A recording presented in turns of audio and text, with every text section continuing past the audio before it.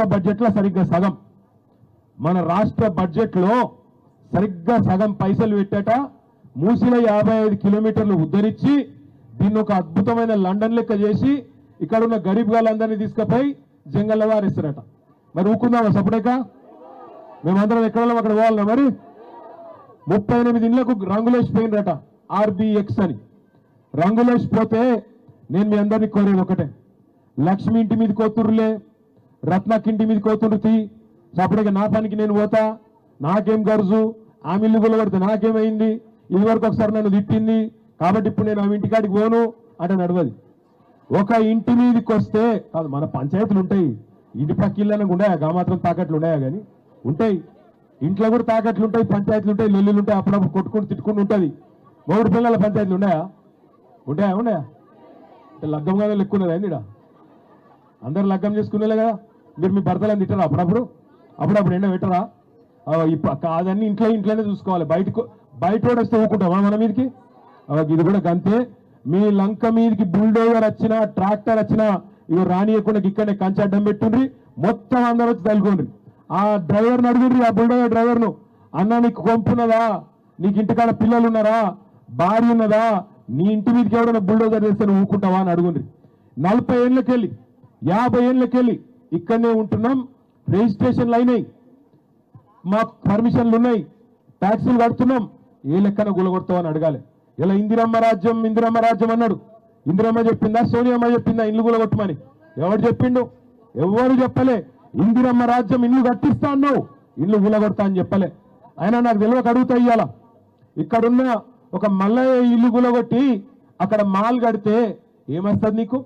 మల్లయ్య ఇల్లు బుడ్డ ఇల్లే కావచ్చు, 100 గజాలలో ఉండొచ్చు, దాన్ని గులగొట్టి పక్కన వాళ్ళ ఇల్లు గులగొట్టి హోటల్ కడతా, మాల్ కడతా, పెద్ద పెద్ద పార్కులు కడతా, ఎవరి కోసం?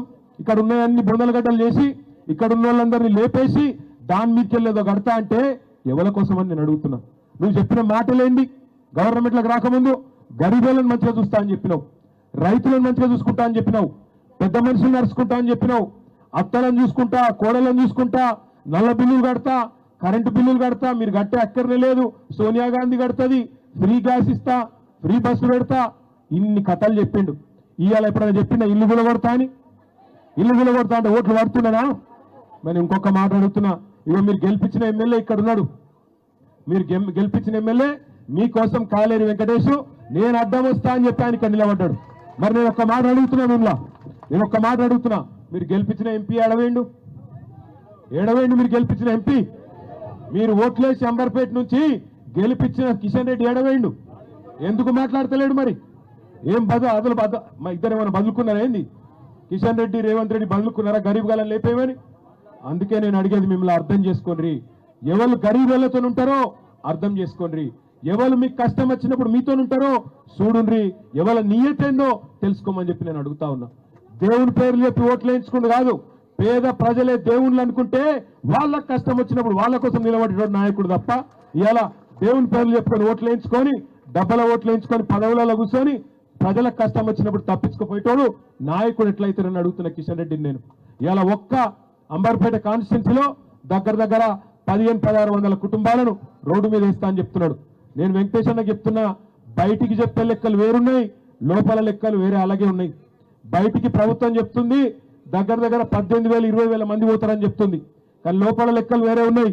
దగ్గర 40,000 మందిని, 40,000 కుటుంబాలను, అంటే దాదాపు 1,50,000-2 లక్షల మందిని రోడ్ల మీద వారేసే ప్రయత్నం ఈ మూసీ ప్రాజెక్టు.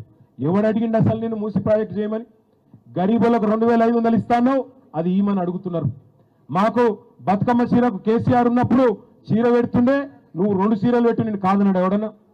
రంజాన్కు కేసీఆర్ ఉన్నప్పుడు తోఫా వస్తుండే గరీబులకు, ఇప్పుడు అది కూడా దిక్కులేదు. క్రిస్మస్కు కానుక వస్తుండే, అది దిక్కులేదు.